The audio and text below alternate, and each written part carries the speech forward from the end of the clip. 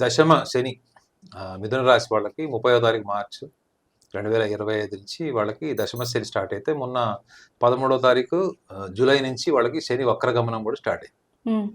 So మిథున రాశి వాళ్ళకి శని వాళ్ళకి అష్టమ భాగ్యాధిపతి అవుతాడు.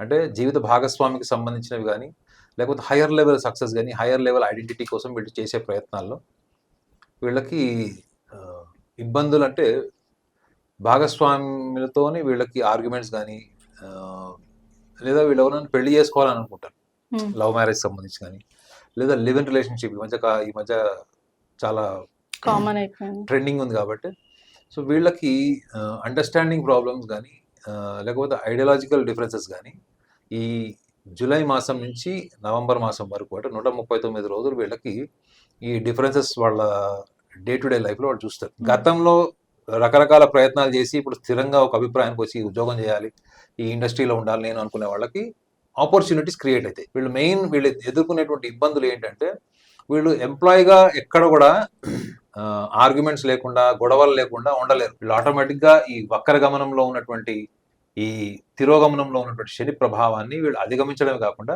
వాళ్ళ వ్యక్తిగత జీవితాన్ని కూడా వాళ్ళు బ్యాలెన్స్ చేసుకునే అవకాశం 100% ఉంటుంది.